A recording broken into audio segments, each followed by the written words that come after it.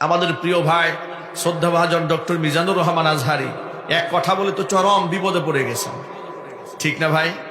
যশোরে মাহফিলে বলেছেন যে একদল খেয়েছে, আরেক দল খাওয়ার জন্য রেডি হচ্ছে বা প্রস্তুত হয়ে আছে ইত্যাদি একটা কথা বলেছেন। ব্যাস শুরু হয়ে গেল। আচ্ছা, আরেক দল খাওয়ার জন্য রেডি হয়েছে, এই কথা বললে তো সবার উপরে যাওয়ার কথা।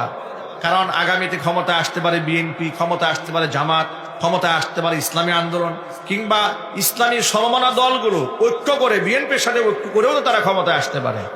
তাহলে যদি এই কথা লাগে যে আগামীতে একদল খাওয়ার জন্য প্রস্তুত হয়ে আছে, লাগলে তো সবার গায়ে লাগবে। হঠাৎ করে একটা শ্রেণী পেশার মানুষ তেলে বেগুনে জ্বলে উঠলেন কেন? এর দ্বারা তো খুব স্পষ্ট প্রমাণ হয়। আচ্ছা, আপনাদেরকে একটা গল্প শোনায়। বাদশার কাছে নালিশ গেছে, বাদশাহ আপনার গুডাউনের তুলা সব চুরি হয়ে যাচ্ছে, কিন্তু চোর আপনার মহলে আছে, কিন্তু সিসি ক্যামেরা না থাকাতে শনাক্ত করা যাচ্ছে না। বাদশাহ খুব কৌশলী মানুষ, তিনি বললেন আমি তো দেখতে পাচ্ছি চোরের মাথায় এখনো পর্যন্ত তুলা লেগে আছে। উনি কারো নাম বলেন নাই, যখন খালি বলেছেন তুলা লেগে আছে, চোর মহাদয় সবার আগে মাথার মধ্যে হাত দিয়ে বসে আছে। উনি ধরে ফেলেছে, রাই তুমি দাঁড়াও। এতগুলা মানুষ কেউ মাথায় হাত দেয় নাই, কারণ সকলেই নিশ্চিত আমাকে তো বলে না, আর আমার মাথায় তুলা থাকার কোনো প্রশ্নই আসে না। কিন্তু যে ব্যক্তি প্রকৃত অর্থে তুলা চুরি করেছে সে কিন্তু মাথায় ঠিকই হাত দিয়েছে। সুতরাং ডক্টর মিজানুর রহমান আজহারি যে বলেছেন একদল খেয়েছে, আরেকজন খাওয়ার জন্য প্রস্তুত হয়ে আছে, সবাই কিন্তু জ্বলে নাই। যারা প্রকৃত খাওয়ার জন্য প্রস্তুত হয়েছে তাদের কলিজা জ্বলে পড়ে ছাই হয়ে গিয়েছে। অথচ আমরা এটা স্বপ্ন দেখি, আর এই রাষ্ট্রের মানুষ এটা ডিজার্ভ করে। সৎ নেতৃত্ব, ইমানদার নেতৃত্ব এই রাষ্ট্রের মানুষ চাচ্ছে, এবং এটাই হওয়া উচিত।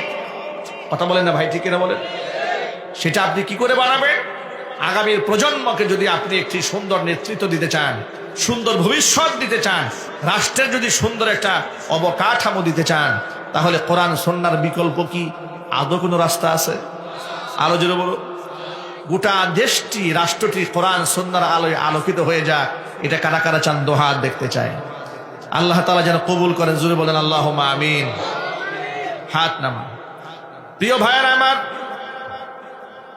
কোরআন এমন একটি সম্মানের কিতাব, এমনই মর্যাদার কিতাব, যা ধরলে সওয়াব হয়, পড়লে সওয়াব হয়, অন্তরের সাথে মিশায় রাখলে অন্তর আলোকিত হয়ে যায়।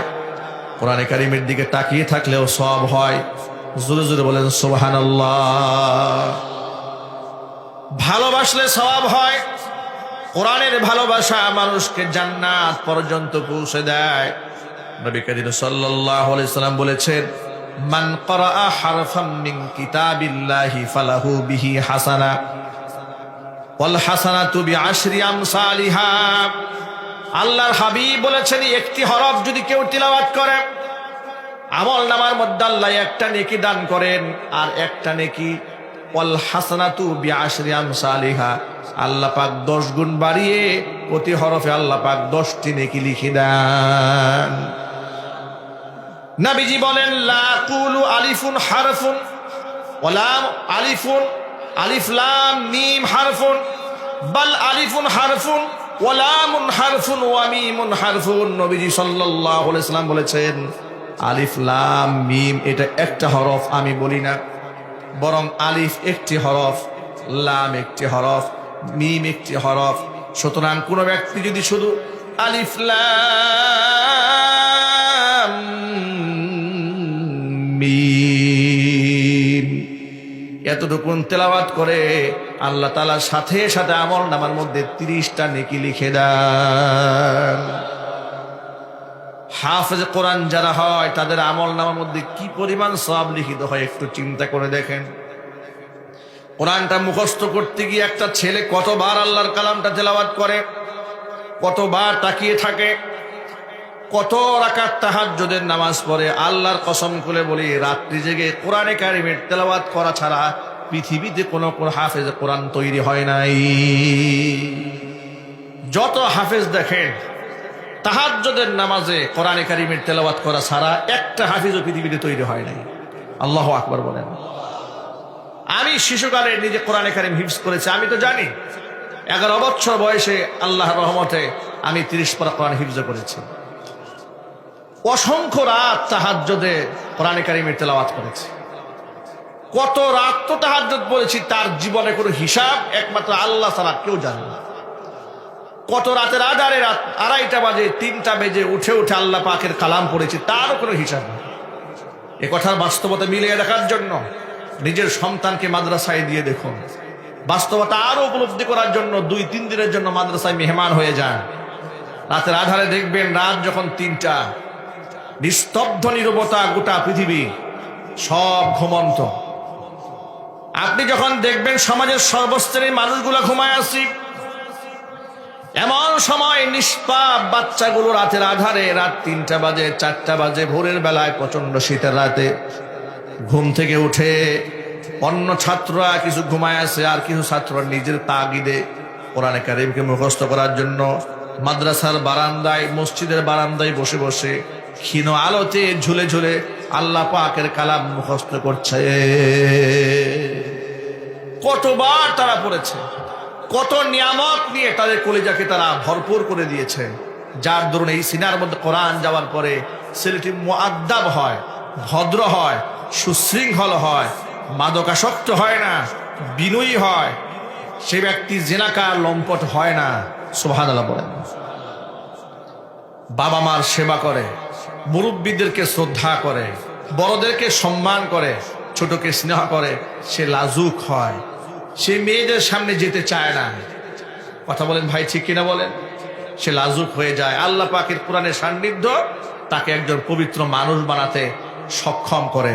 আল্লাহু আকবার বলেন। এই কোরআনে কারীম শিক্ষা করা সকলের জন্য সুন্নত না ফরজ? সবাই বলেন তো ভাই, শুধু মাদ্রাসার ছাত্রদের জন্য নাকি সকলের জন্য? সবার জন্য যে বিধানটি ফরজ ছিল এটাকে আমরা ছেড়ে দিয়েছি, হালকা বানিয়ে ফেলেছি। আগে ছোটবেলায় দেখেছি আমাদের মায়েরা, চাচিরা, দাদিরা ফজরের নামাজের পরে সূরা ইয়াসিন তেলাওয়াত করতেন এবং কমপক্ষে মাসে একটা কোরআনে কারীম খতম দিতেন, ঠিক কিনা? না পারলে 3 মাসে একটা দিতেন। একেবারেই যদি কেউ না পেরেছে বছরে একবার খতম দিতেন, সারা বছরে একটি, আর রমজান মাসে একটা। এই 2টা খতম কোরআন শরীফের দিতেন। এটা গ্রামগঞ্জে এক সময় এটা রেওয়াজ ছিল, সংস্কৃতি ছিল। সেই সংস্কৃতি আজ হারিয়ে গেছে। সেই সংস্কৃতি হারিয়ে টেলিভিশন ঢুকেছে রুমে, মোবাইল ঢুকেছে, ইন্টারনেট ঢুকেছে, ইউটিউব ঢুকেছে, ফেসবুক ঢুকেছে। রাত 2টা 3টা পর্যন্ত মোবাইল টিপতে টিপতে গভীর রাত পর্যন্ত জেগে থেকেছে। ফজর সময় ঘুম ভাঙে নাই। কিসের কোরআন তেলাওয়াত, কিসের বক্তব্য, কিসের ফুরকানিয়া মাদ্রাসা? এই জন্য সন্তান হচ্ছে, সমাজের সব কিছু আছে, টাকা আছে, পয়সা আছে, সুখ সমৃদ্ধি যত কিছু দরকার সব আছে, কিন্তু আল্লাহ পাকের রহমত থেকে সবগুলো বঞ্চিত হয়ে গিয়েছে। সংসারে সুখ নাই, শান্তি নাই। এখন স্বামী স্ত্রী শুধু মারামারি আর কিলাকিলি, ঠিক কিনা বলেন? আপনারা বলেন তো প্রিয় ভাইয়েরা, আল্লাহ রাব্বুল আলামিন কখনো কি মিথ্যা কথা বলেন? কোরআনে কারীমের মধ্যে আল্লাহ বলছেন, ওয়ামান আসদাকু মিনাল্লাহি কিলা, আল্লাহর চেয়ে সত্যবাদী আর কেউ হতে পারে না। সে আল্লাহ বলছি, ওয়ামান আ'রাদা আন যিকরি ফাইন্না লাহু মাঈশাতান দানকা ওয়া নাহশুরুহু ইয়াওমাল কিয়ামাতি আ'মা ক্বালা রাব্বি লিমা হাশারতানি আ'মা ওয়া ক্বাদ কুনতু বাসীরা قال كذلك أتتك آياتنا فنسيتها وكذلك اليوم تنسى। কোরআন থেকে যারা মুখ ফিরিয়ে নেয়, ওয়ামান আ'রাদা আন যিকরি, যে ব্যক্তি আমার কোরআন থেকে মুখ ফিরিয়ে নেবে, ফাইন্না লাহু মাঈশাতান দানকা, তার জীবনটা আমি আল্লাহ সংকীর্ণ করে দেব। আল্লাহ তাআলা জীবনটাকে একেবারে সংকীর্ণ করে দেবেন। কেমন সংকীর্ণ হবে দেখেন, সুখের সামগ্রী সব থাকবে কিন্তু সুখের সন্ধান খুঁজে পাবে না। মনের মধ্যে অস্থিরতা আল্লাহ পাক সৃষ্টি করে দেবেন যদি কোরআন থেকে কোনো ব্যক্তি মুখ ফিরিয়ে নেয়। পৃথিবীর অজস্র সম্পদের মালিক হওয়ার পরেও তাকে নিজের কাছে ফকির, মিসকিন, অসহায়ের মতো মনে হবে। বাস্তবতা সমাজে আছে না নাই? দেখুন, বিগত 16 বৎসরের স্বৈরাচারের আমলে দেশ থেকে লক্ষ লক্ষ কোটি টাকা বিদেশে তারা পাচার করেছে। ঠিক কিনা ভাই? এই কথা কি সত্য না অসত্য, না মিথ্যা কথা? এগুলো সত্য কথা। তাহলে ওদের তো টাকার অভাব নেই। কি নাই ওদের? বিদেশে বাড়ি আছে, গাড়ি আছে, সব আছে। যে পরিমাণ সম্পদ বিদেশ পাচার করেছে, সারা জীবন বসে খেলেও ওরা শেষ করতে পারবে না। কিন্তু অবস্থা কি হয়েছে? অবস্থা হচ্ছে এই কোরআন শরীফের আয়াতটা আমার মনে পড়ে, ওমান আ'রাদা আন যিকরি ফাইন্না লাহু মাঈশাতান দনকা। গোটা বিশ্ব পরিমণ্ডল আমি তাদের জন্য সংকীর্ণ করে দেব। তাই হয়েছে। ওরা দুবাই যেতে চায়, দুবাই ওদেরকে নেয় না। ওরা সিঙ্গাপুর যেতে চায়, সিঙ্গাপুর অ্যাকসেপ্ট করে না। আমেরিকা যেতে চায়, ভিসা দেওয়া হয় না। কথা বলতে হবে, ঠিক কিনা বলেন? ওরা যে ইন্ডিয়াতে দাদার কুলে বসে আছে, দাদাদের কোন ঝুপড়ির মধ্যে রাখছে দাদার দেশের লোকেরাও জানে না। দাদা যাকে আশ্রয় দিয়েছেন উনি তো বুঝতে পারেন নাই। উনি হয়তো মনে করেছে পৃথিবীর ফেরাউন আমি মোদি নিজে একা, কিন্তু না, তিনি এবং তার তথাকথিত অবৈধ প্রেমিকা শেখ হাসিনা দুজনেই এমন অপরাধী আর এমনই অলক্ষণীয় দুজনে। এরা দুজন যেদিকে যায় সেদিকেই ধ্বংস শুরু হয়ে যায়। কথা বলতে হবে, ঠিক কিনা বলেন? যার দরুন মোদির বিরুদ্ধে আজকে ইন্ডিয়াতে দেখলাম এমন আন্দোলন হয়েছে, গোটা ইন্ডিয়া উত্তপ্ত হয়ে যাচ্ছে মোদির বিরুদ্ধে। একজন লিখেছে, হাসিনা না হয় পালিয়ে ভারতে গেল, ভারতের মোদি সরকার পালায়া কোন দেশে যাবে? কারণ এর সাথে আর প্রতিবেশী একটা রাষ্ট্রের সাথে ভালো সম্পর্ক নেই। ঠিক কিনা বলেন? আপনারা হয়তো ভেবেছেন বাংলাদেশ মুসলিম কান্ট্রি, এই জন্য আমাদের সাথে সম্পর্ক ভালো নয়। আপনারা হয়তো ভেবেছেন পাকিস্তান মুসলিম কান্ট্রি, এই জন্য আমাদের সাথে সম্পর্ক ভালো নয়। শ্রীলঙ্কা তো মুসলিম কান্ট্রি নয়, শ্রীলঙ্কার সাথে সম্পর্ক খারাপ কেন? নেপালের সাথে সম্পর্ক খারাপ কেন? ভুটান তো মুসলিম কান্ট্রি নয়, এদের সাথে সম্পর্ক খারাপ কেন?